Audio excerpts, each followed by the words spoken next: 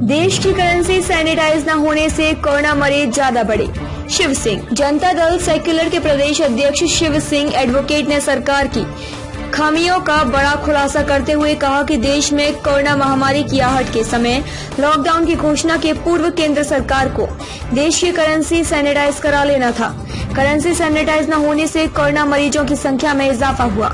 श्री सिंह ने कहा कि देश तो लॉकडाउन कर दिया गया, देश की हवाई यात्रा बंद हो गई, रेल यात्रा बंद हो गई, बस सेवा बंद हो गई, उद्योग धंधे बंद हो गए, लेकिन नोटों का प्रचलन तो बंद नहीं हुआ। बैंकिंग सेवाएं चालू रही, पैसे का लेन देन होता रहा, खाद्यान्न मेडिकल प्रतिष्ठान खुले रहे। ऐसे में करेंसी सैनिटाइज नहीं की गई और रुपये का आवागमन हजारों लोगों के बीच होता रहा। जो लोग विदेशों से आए उनके रुपये को एयरपोर्ट में सैनिटाइज नहीं किया गया।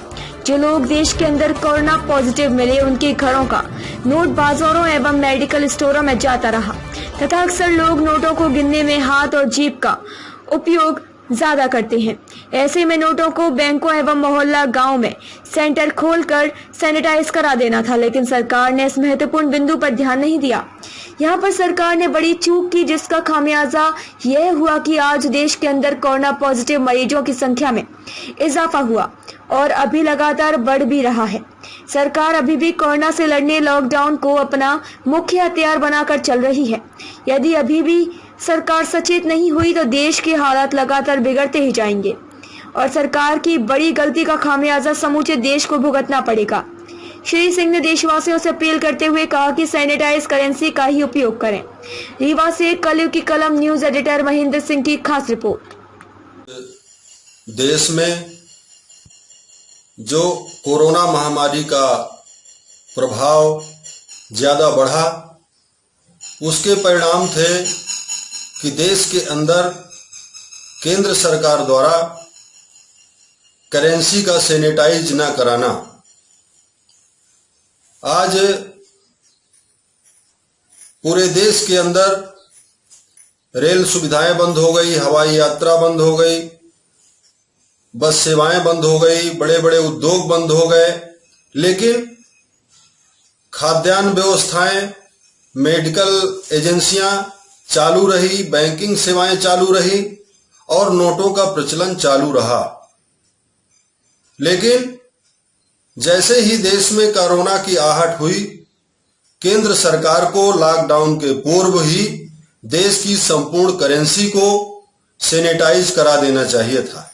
जो लोग विदेश से आए उनकी करेंसी को एयरपोर्ट में सैनिटाइज नहीं कराया गया। जो बैंक में लेन देन लगातार होते रहे उनको उस नोट को सैनिटाइज नहीं कराया गया। जो कोरोना पॉजिटिव मरीज मिले उनके घरों से जो नोटें बाहर मार्केट जाती रही, मेडिकल एजेंसियों में जाती रही, खाद्यान्न दुकानों में जाती रही, ऐसी नोटों को सैनिटाइज ना कराए जाने के कारण आज देश के अंदर मरीजों की संख्या बढ़ी। सरकार ने बहुत बड़ी इस मामले में चूक की है।